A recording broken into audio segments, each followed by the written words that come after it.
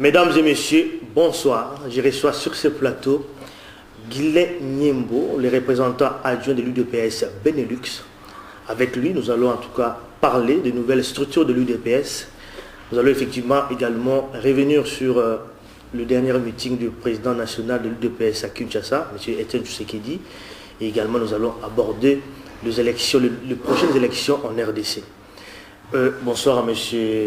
Guillet Nyembo. Bonsoir M. Ali. Voilà, c'est la première fois que nous vous recevons ici dans notre studio. Première question, effectivement, nous allons parler de nouvelles structures de l'UDPS. Comment elles se présentent? Merci pour la parole. Comme vous le savez, depuis décembre, quand notre président du parti est descendu donc à Kinshasa, oui. Vous avez suivi, je crois, le congrès qui a eu lieu au mois de décembre. Et donc à l'issue de ce congrès-là, il y a eu des nouvelles structures pour le parti. Donc au niveau du Congo, tout comme au niveau de l'extérieur du pays. Alors pour ce qui nous concerne au niveau de l'extérieur, nous avons changé l'organisation parce que avant nous avions la fédération, de l'autre côté nous avions la représentation. Alors maintenant nous avons tout ça dans une seule et même structure. Au niveau de l'extérieur, oui. Qui est le représentant légal, il y a un président on ne parle plus de président, oui. On parle plutôt du représentant, oui. Et de représentant adjoint. Le représentant, oui.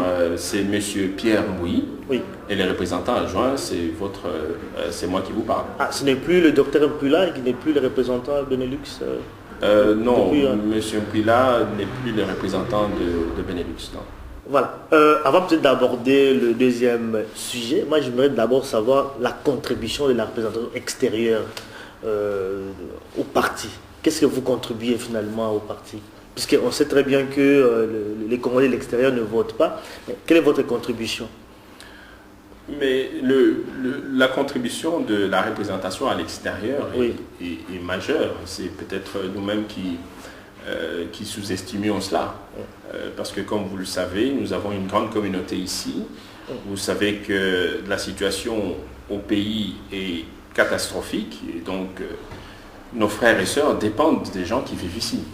Donc forcément, notre travail est tout d'abord évidemment de représenter le parti ici, mais en même temps de sensibiliser notre communauté pour le rôle qu'elle a au pays. Donc quand on parle que la communauté qui est à l'extérieur ne vote pas, c'est très bien, mais nous avons quand même une influence par rapport aux gens qui se trouvent au pays.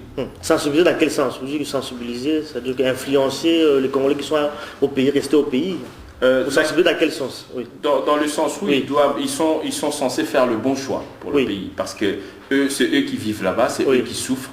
Et donc forcément, notre rôle est de leur dire, écoutez, vous avez cette fois-ci une occasion de faire le bon choix pour que vous sortiez de cette situation-là. Vous savez, comme moi peut-être, que la masse d'argent qui part d'ici est colossale. Mais vous savez aussi que les gens qui sont ici ont peut-être besoin de faire d'autres projets. Et tout l'argent qui est amassé ici est envoyé là-bas pour soutenir nos frères parce que le gouvernement en place ne fait complètement rien pour nos frères et sœurs. Donc, vous comprenez très bien que notre rôle est essentiel pour la survie de notre population au Congo. Et donc, c'est pour ça que nous avons un rôle très très important à jouer là-dessus. Voilà, donc on va peut-être aborder le point essentiel, c'est-à-dire le point important qui est d'actualité. C'était le dernier meeting du président national Etienne Tshisekedi, c'était le dimanche 24 avril à Kinshasa, donc au stade de Raphaël. C'est vrai que le pari, on peut dire que le pari est réussi, hein, puisque le dernier meeting... Merci.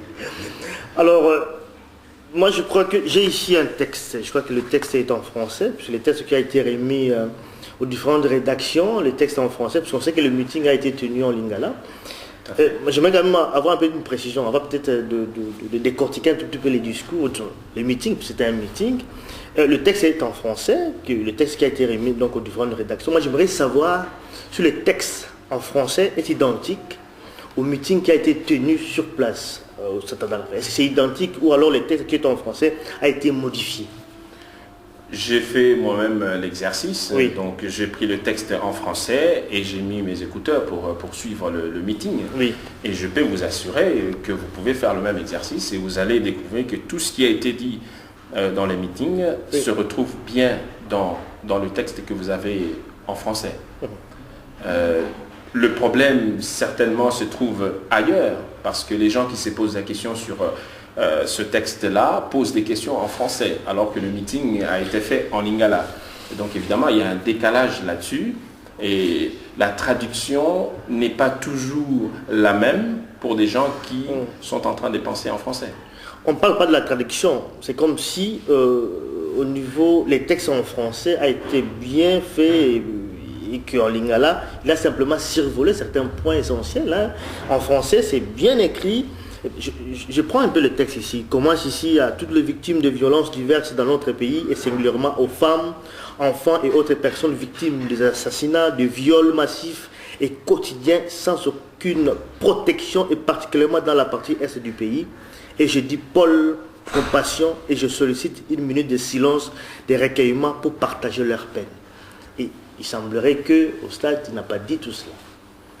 Encore une fois, donc il faudrait qu'on fasse la part des choses parce que c'était un meeting et non pas une conférence de presse.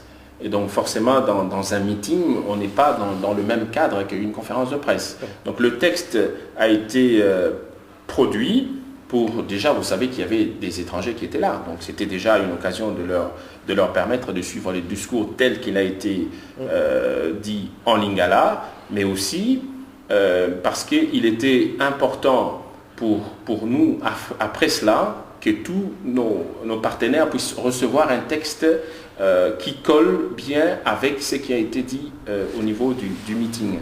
Donc je ne pense pas qu'on puisse dire qu'il y a des éléments qui ont été ajoutés. Non, je pense qu'il faut faire tout simplement la distinction entre une conférence de presse et un meeting. Dans un meeting, il a voulu passer des messages clairs par rapport à ces gens qui étaient venus là. Et le texte accompagne justement toutes les idées qui ont été à la base de ce meeting-là. Parlons maintenant du meeting. Qu'est-ce qu'on peut retenir de ces meetings, précisément? Qu'est-ce qu'on peut retenir? Le meeting, le sens déjà du meeting, cela a été dit. Le sens du meeting, c'était de commémorer le 21e anniversaire du multipartisme dans notre pays. Ça, c'était la première chose. La deuxième chose, c'est qu'il ne faut pas oublier que le pays est resté pendant très longtemps sans opposition active au pays. Donc il était très important pour l'UDPS et notre président de pouvoir marquer les coups et de montrer finalement aux gens, et encore donner l'occasion à la population de montrer que la population n'a pas peur. Donc, parce que vous savez très bien que pour sortir de cette situation où nous nous trouvons, il faut des gens qui aient du courage de pouvoir s'exprimer, de pouvoir sortir quand il le faut.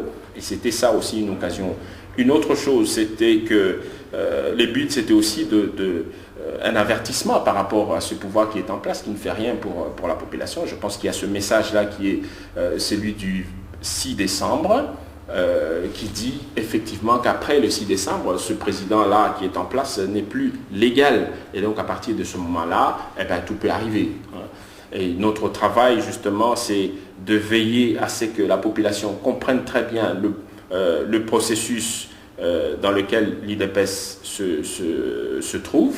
Et à partir de là, lui donner toutes les possibilités pour qu'au moment opportun, la population puisse s'exprimer de manière claire. Effectivement. C'est vrai que là, il renvoie le peuple au 6 décembre, c'est-à-dire qu'à la fin du mandat présidentiel, en quelque sorte. Tout à fait. Et entre-temps, qu'est-ce qui va se passer? Puisque bon, le 6 décembre, c'est dans quelques mois, dans plusieurs mois. Entre-temps, qu'est-ce qui va se passer? Mais nous savons, l'expérience nous a donné beaucoup de leçons par rapport à ça. Vous savez qu'on nous a toujours dit d'aller trop vite. Mais l'expérience a montré qu'en allant trop vite, on a toujours perdu beaucoup de temps après. Vous vous rappelez que dans cet événement-là, encore ce qui est très important, c'est qu'on a permis à la population de fêter un événement que le peuple a gagné. C'était une victoire du peuple à main nue. Et à partir de là, je pense qu'il faut donner l'occasion à la population de célébrer ces genres de victoires. Et je pense qu'à partir de là, vous pouvez regarder ce qui s'est passé le 17 mai 1997. Tout le monde a cru qu'on était libérés. Vous avez constaté qu'au moins que les armes pour qui on a dit que non, c'était des armes pour libérer la population, Et nous vivons aujourd'hui un cauchemar qui dure des années maintenant. Oui. Donc je pense qu'il faut donner ce temps-là et donc faire confiance à l'UDPS et son président pour mener à bon port ces processus jusqu'au bout. Donc le temps, donc il n'y aura rien en fait. Entre-temps, il n'y aura rien. Si, le temps, mais ça veut dire... On donne les temps, on donne toujours les temps en fait. On fait non, rien, on ne donne pas les temps, il y a un Ouais. processus qui est en marche. Oui. Donc nous sommes dans ce processus électoral, n'est-ce pas? Oui. Et donc nous ne voulons surtout pas donner l'occasion à ces gens-là de pouvoir trouver raison chez nous et de bloquer tout et de chercher toutes sortes de moyens pour casser ce que nous avons déjà construit depuis un bon moment. Effectivement. Là, il dit encore une fois qu'après le 6 décembre, le président de la République devient un citoyen comme tout citoyen, c'est-à-dire qu'il n'est plus président de la République. Tout à fait. Au cas où les élections ne sont pas organisées avant le 6 décembre, qu'est-ce qui va se passer? Mais vous savez, tout peut arriver ce jour-là. Oui, c'est-à-dire Et vous savez comme moi que nous restons dans la Constitution et je pense qu'il est de l'intérêt de ces gens qui sont au pouvoir depuis un bon moment et qui d'ailleurs, manifestement, ils ne font rien pour sortir notre population de là, de prendre leurs responsabilités. Nous leur disons d'organiser les élections dans le délai constitutionnel. Oui, quand si les élections ne sont pas organisées avant le 6 décembre, qu'est-ce qui va se passer? L'UDPS, qu'est-ce que le président national de l'UDPS va faire à ce moment-là? La première chose, c'est déjà de constater l'illégalité du président ou de toutes les institutions, enfin de l'institution qui sera en place et de dire voilà, à partir d'aujourd'hui, ce président-là n'est plus le président, il devient le... maintenant, c'est à eux d'assumer toutes ces conséquences-là qui vont arriver. Le peuple va, nous espérons en ce moment-là, suivre la voie de l'UDPS, suivre la voie de toute l'opposition, pour que nous puissions en ce moment-là trouver la solution qui conviendrait pour notre pays.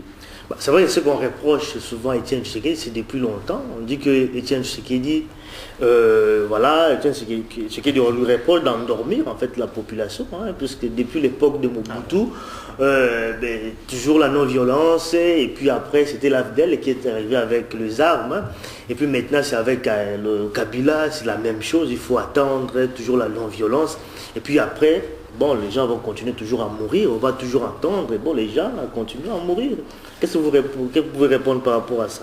En fait, je trouve ça très intéressant, parce qu'en même temps, nous pensons que c'est une bonne chose. Ça veut dire que la population compte sur l'UDPS, et ça c'est très important pour nous.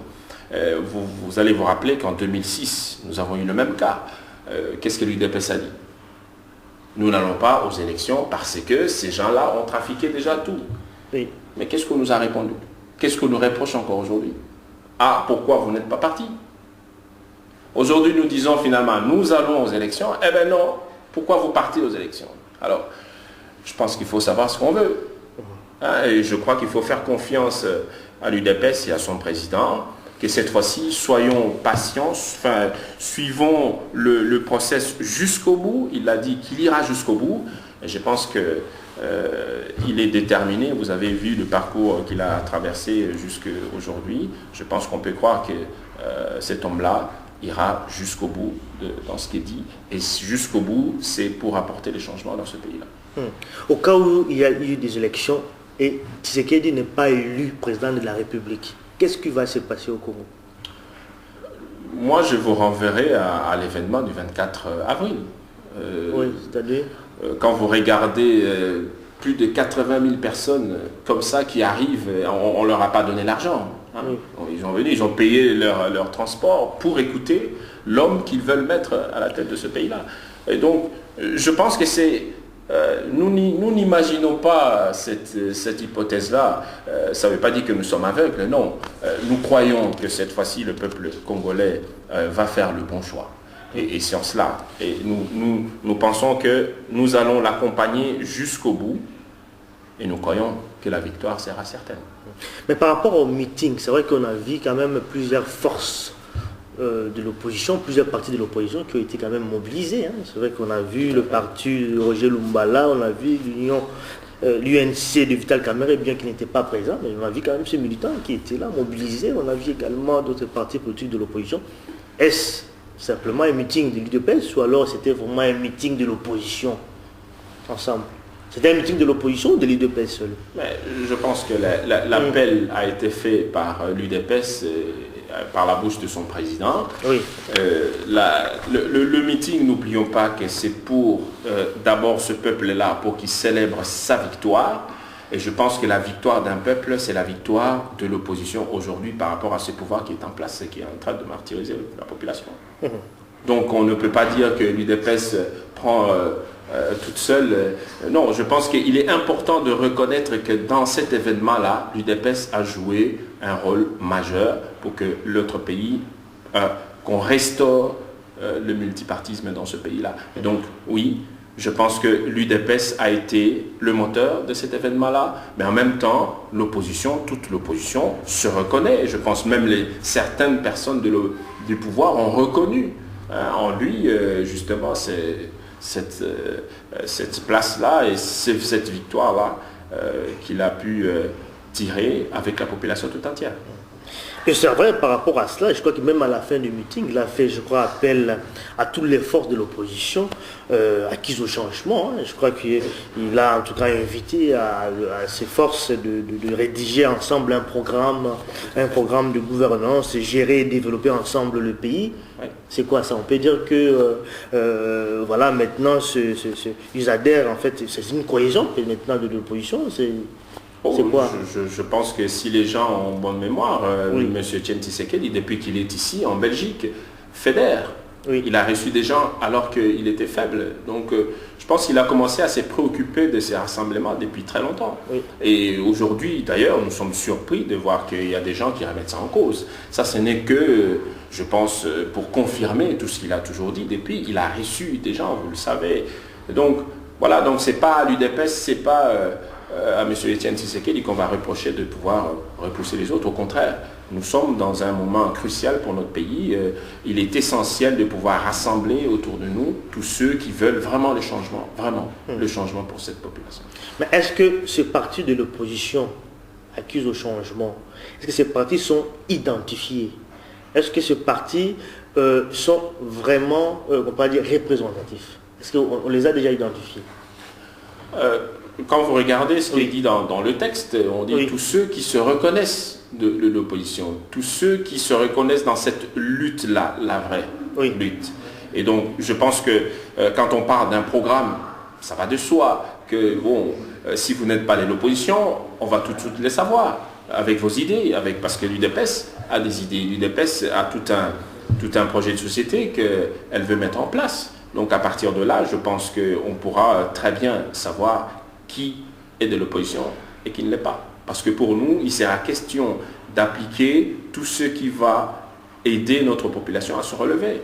Et je pense que c'est quelque chose qui pourrait être fait tout naturellement. Oui. Et par rapport à la candidature unique de l'opposition, où en est-on aujourd'hui? Puisqu'on n'en parle plus, est-ce que vous irez aux prochaines élections, je ne sais pas moi, chacun de son côté, ou alors vous y pensez toujours à cette candidature unique de la magistrature suprême? Encore une fois, je pense qu'il est de l'intérêt de tout le monde que nous puissions nous rassembler derrière, autour d'une personne qui, nous le savons, est capable d'amener cette victoire-là. Il n'est pas aujourd'hui temps de pouvoir créer séparer l'opposition. Je pense qu'il est temps de rassembler, et rassembler veut dire aussi un peu d'humilité. Je crois qu'il faut reconnaître dans cet homme-là une grandeur, une lutte que personne ne peut contester. Et à partir de là, si nous sommes vraiment des gens qui pensent pour ce pays-là, pour cette population-là qui souffre, je ne pense pas qu'on aurait à discuter sur qui peut mener ce bateau-là. Etienne Tshisekedi, c'est un peu ça. Nous proposons Etienne Tshisekedi et nous pensons qu'il est le bon et c'est lui qui est capable aujourd'hui de faire face à ce pouvoir qui est en place. Vous l'avez vu, je vous ai rappelé, M. Etienne Tshisekedi n'était pas au Congo pendant un moment, et bien tout était tranquille. Il revient, et bien le Congo bouge, le pouvoir en place panique. Et voilà, je pense qu'il est essentiel, encore une fois, je m'adresse au cœur de ces gens-là qui disent qu'ils sont de l'opposition et qui doivent reconnaître qu'il est temps aujourd'hui déranger toutes ces petites choses-là, mais de se rassembler autour de l'intérêt du peuple congolais. Et aujourd'hui, il y a un homme qui a une bonne position. Et je crois que quand vous avez une équipe, vous ne cherchez pas le maillon faible. La CENI, la Commission électorale nationale indépendante, faites-vous confiance à la CENI? L'UDPS. L'UDPS et son président a fait confiance tout au début du mandat du nouveau qui a été élu. Je pense que nous avons... Ça vous rassure en fait. Nous leur disons que nous leur faisons confiance, qu'ils prouvent qu'ils ont droit à cette confiance-là. Et donc nous les laissons venir pas à pas. C'est eux-mêmes qui vont peut-être se discréditer. C'est à eux d'assumer cela. Nous, ce que nous voulons, c'est d'avoir des élections, c'est de les avoir dans les délais constitutionnels, c'est de faire en sorte que tout se passe dans la transparence et ainsi de suite. Ça, c'est ce que l'UDPS demande. C'est tout. Et à partir de là, je pense que si ils disent qu'ils sont aussi pour ce peuple-là, je pense qu'il est de leur intérêt aussi de faire de sorte que les choses se passent très bien. Mais les calendriers électoraux tardent à être publiés. Est-ce que c'est rassurant? Nous connaissons le calendrier, enfin je veux dire, nous connaissons le timing qui est dans la Constitution. Oui. À partir de là, eh bien, ils ont eu 5 ans pour s'organiser. Gouverner, c'est prévoir. Et donc c'est pas aujourd'hui qu'on va nous dire nous avons une difficulté par rapport au calendrier. Ils ont eu 5 ans. Et donc je crois que s'ils n'arrivent déjà pas à donner à cette population-là la possibilité de vivre sa démocratie, parce que la démocratie, il faut la renouveler. Donc s'ils n'arrivent pas à le faire, je pense c'est très dangereux pour des gens qui pensent qu'ils font du bien pour cette population-là. Alors, revenons un peu à l'actualité, ce qui s'est passé effectivement ici à Bruxelles. Je crois que vous avez également suivi les images. Nous avons reçu les combattants ici à Bruxelles par rapport au meeting. Je crois qu'ils ont réagi à chaud au meeting du président de l'UDPS à Kinshasa. Donc apparemment, ils n'étaient pas d'accord au discours du président de l'UDPS. Donc la vidéo a circulé, a suscité une vive polémique au sein de la communauté congolaise. Alors, votre réaction par rapport à cette réaction de combattants ici, des combattants de l'Europe, puisqu'on les a quand même réunis tous ici à Bruxelles. Votre réaction par rapport à ça? Mais nous l'avons appris comme tout le monde. Mais encore une fois, nous constatons tout simplement que, et c'est d'ailleurs le but aussi de faire cet exercice de pédagogie. Donc je pense que à chaque fois qu'il y a un événement qui se passe, il est de notre responsabilité de pouvoir expliquer des choses aux gens. Parce que bon, ce jour-là, il y a de l'émotion, il y a beaucoup de choses qui se passent. Et je pense qu'il peut y avoir des choses qui se disent. Mais ce qui est important pour nous, c'est le message que l'UDPS a voulu donner ce jour-là. C'est ce que je vous ai dit tantôt. Donc il fallait dire au peuple congolais que voilà, on nous critique toujours, nous n'avons pas de victoire. Nous l'avons déjà eu, cette victoire-là. Et donc nous étions prêts de vivre notre démocratie. Ce jour-là, nous voulions dire au peuple congolais, exprime-toi, montre que tu n'as pas peur. Parce que eh bien, le jour où il sera question de ne pas avoir peur, eh bien, on peut compter sur cette population-là. Ce jour-là, nous avons voulu montrer au pays, enfin aux Congolais et au monde entier qu'il y a un leader qui sait tenir la masse. Il y a un leader qui sait donner. Parce que, vous voyez, quand vous regardez,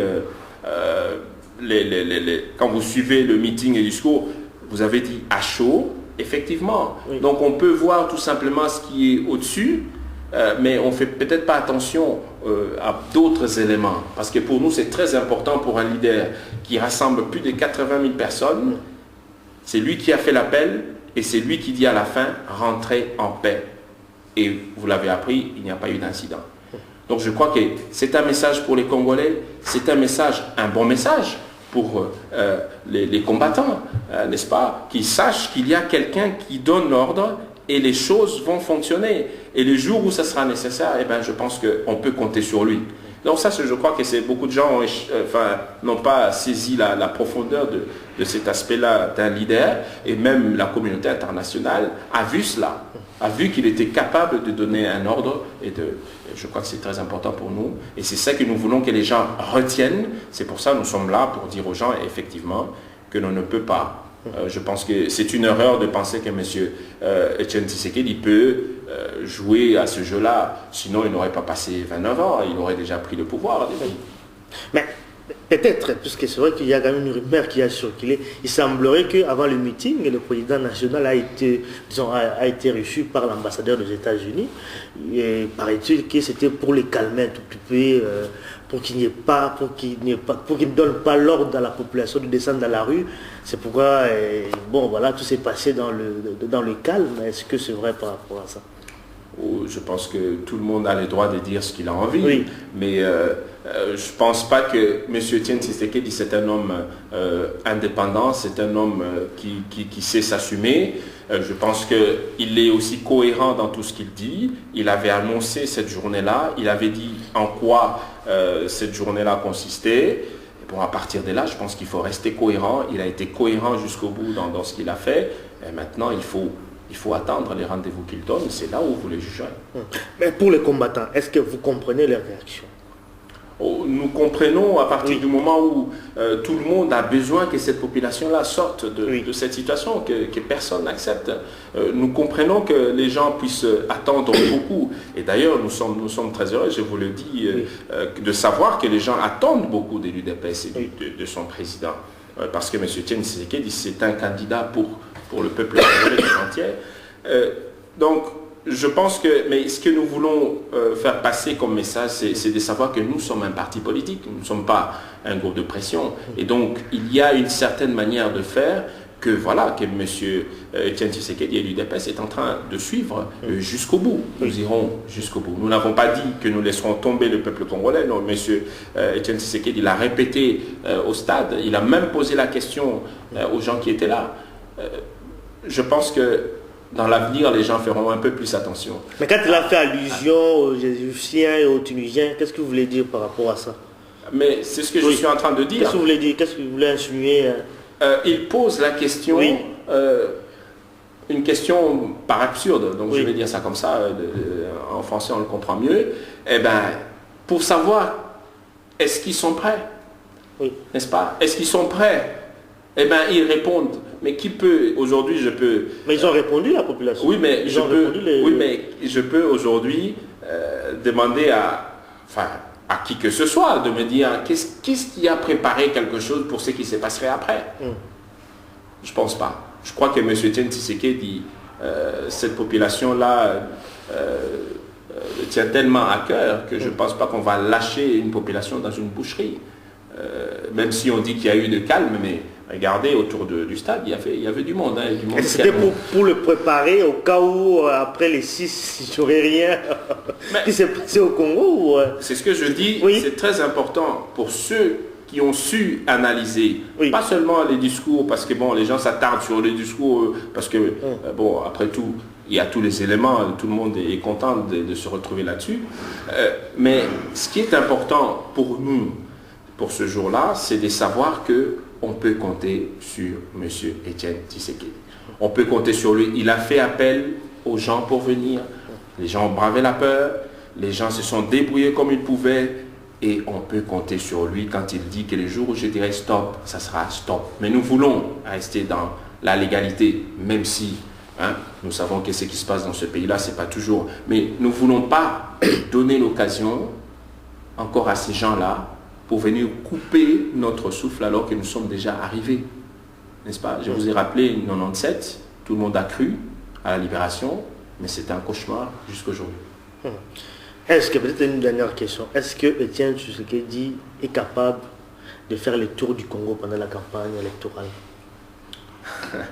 Tout ça, je ne sais pas ce que vous voulez dire, ce qu'il y a derrière, mais...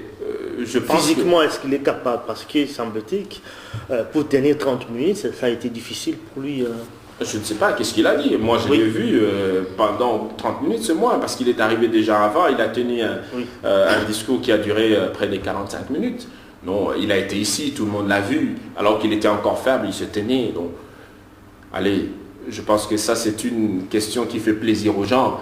Encore une fois, on pense à beaucoup de choses derrière ça, mais ce qui est important, ce que les gens doivent savoir, c'est que dans la situation actuelle, il n'est pas question de faire des fautes. il n'est pas question de prendre des petites choses pour dire voilà, il est ceci, il a c'est d'autres parlent d'ailleurs d'âge, mais enfin, l'âge, Mobutu avait quel âge quand il a pris le pouvoir?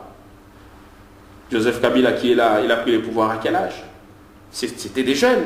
Qu'est-ce qu'ils en ont fait le pouvoir?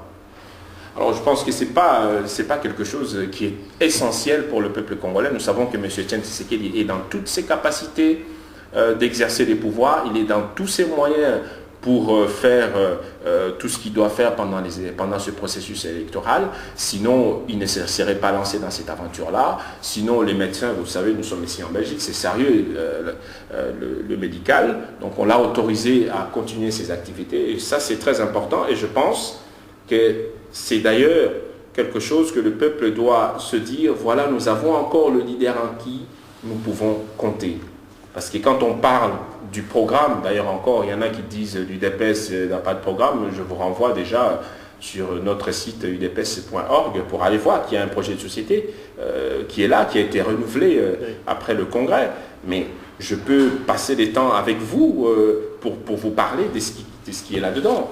Et encore une fois, pour défier tous ces gens-là qui pensent que l'UDPS n'a pas de programme ou n'a pas de ceci. Non, je pense que ça c'est faux. Mais ce qui est important pour nous, c'est de comprendre que la vision de l'UDPS, et qui est toujours dans la bouche de notre président, c'est la vision de faire de ce Congo-là un État de droit. Et je pense que ça, c'est très important, de faire du Congo un État de droit, parce que ce que les gens ne comprennent pas, derrière l'État des droits, il y a tout. Derrière l'État des droits, vous avez des institutions qui fonctionnent. Vous ne pouvez pas diriger, conduire un pays comme cela est en train d'être fait. Vous avez là un pilote qui vous met dans un avion, eh bien, il n'a même pas un tableau de bord. Moi, je serai là, je descends tout de suite. Déjà, aujourd'hui, pour un avion ici correct, je pense que tout le monde a peur. Vous imaginez, on vous amène dans un avion, vous ne savez pas où vous allez. On vous dit, on prend des mesures pour ceci, pour cela, mais quel est l'impact? On ne sait pas. Eh bien, un état de droit, pour ceux qui se posent des questions, pour ce que l'UDPS va faire, un état de droit, c'est d'abord ça, donner une fondation pour ce pays-là, lui a donné une administration qui fonctionne, parce que l'administration, c'est la colonne vertébrale d'un État. À partir de là, vous avez tous les éléments, tous les indicateurs qui vous permettent de diriger un pays de manière correcte. Donc, vous voyez, je peux passer toute une soirée avec vous, vous parler de ce que l'UDPS pense de tout ça. Effectivement. Mais il y a ceux qui réclament le départ du président de la République, Joseph Kabila, avant les élections. Quelle est la position de l'UDPS par rapport à ça? L'UDPS, comme je vous ai dit, est un parti politique qui s'inscrit, contesté ou pas, dans un certain nombre de règles qui sont en place. Mais encore une fois, il faut savoir que l'UDPS est là pour porter la population. C'est le peuple qui est souverain. Qui a participé dans plusieurs manifestations de Kabila Dégage. Oui. Oui. Oui, tout à fait. Oui, d'accord. Mais c'est ce que je dis. Nous accompagnons. Si la population veut que ce président-là ne soit plus, le peuple est souverain. C'est lui qui décide. Et l'UDPS va accompagner la population.